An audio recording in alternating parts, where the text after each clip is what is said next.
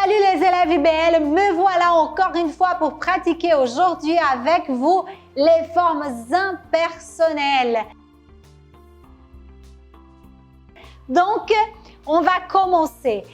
Qu'est-ce qu'une forme impersonnelle d'un verbe? C'est une forme qui est conjuguée toujours à la troisième personne,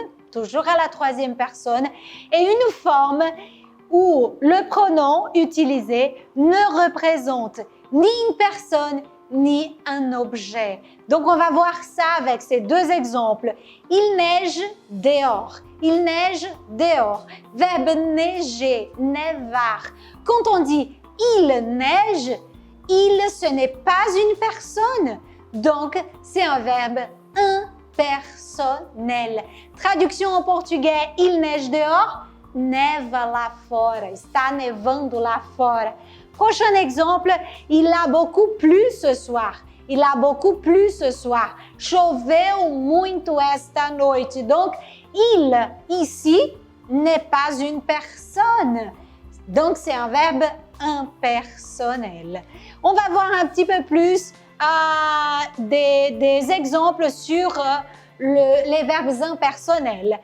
Tous les verbes relatifs à la météorologie sont des verbes impersonnels. Donc, verbes relatifs à la météo, par exemple, il neige, il pleut, il vente, il grêle, etc. Tout ça, ce sont des verbes impersonnels et des verbes qu'on appelle essentiellement impersonnels, parce qu'il y a des verbes qui sont occasionnellement, accidentellement impersonnels. Mais dans ce cas-là, ils sont essentiellement impersonnels. Exemple, il faut. Il faut, c'est toujours impersonnel. Il n'est jamais une personne pour le verbe faut et il n'y a que cette forme de conjuguer cet verbe il faut. Donc, il faut faire attention. É preciso prestar atenção, é preciso ter cuidado. Il faut faire attention. Un autre exemple, il suffit. Il suffit. Basta. Encore un exemple d'un verbe essentiellement impersonnel. Il suffit de penser positif pour que la situation s'améliore. Il suffit de penser positif pour que la situação s'améliore. Basta pensar positivo para que a situação melhore. Então, pessoal, mais algumas coisas aqui. Verbe maintenant, occasionnellement impersonnel. Bon, on va voir quelques exemples. Le verbe faire, il peut être personnel quand on dit par exemple, il fait ses devoirs. Ele faz suas tarefas, as tarefas dele. Então, realmente esse il é uma pessoa. Mais quand on dit par exemple, il fait beau. Il fait beau. O tempo está bonito, faz bonito tempo. Impersonnel. Il fait noir. Né? Já está noite, já está fazendo noite, já está de noite. Il fait noir.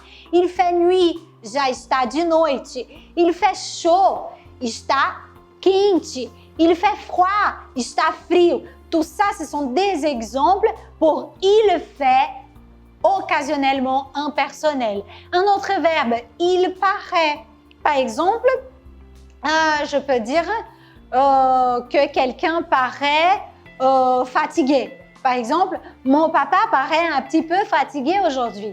Meu pai parece pouco cansado hoje. Donc, paraît, il, ici c'est une personne, donc c'est personnel, mais dans ce cas-là, c'est impersonnel. Il paraît que vous êtes fatigué.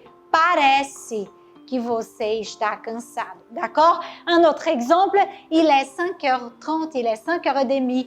Pour les heures, on utilise toujours il est, et donc c'est impersonnel.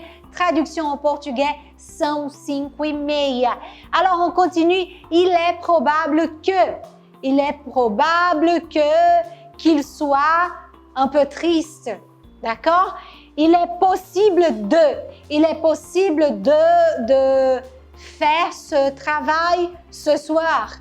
Donc, on peut utiliser aussi, il est important de, etc. Il y a d'autres possibilités. sur votre livre, dans votre livre, votre leçon de français du livre IBL. Il convient d'être réservé. Donc, comme ici, il est peut être un verbe personnel. Il est, par exemple, il est heureux, il est heureux, il est feliz, ou un personnel dans ces cas-là. Donc, ici, on a il convient d'être réservé. Convém ser reservado. Convém ser reservado. Impersonnel. OK? D'accord? On finit pour les verbes impersonnels et on se voit pour une prochaine vidéo. À bientôt tout le monde.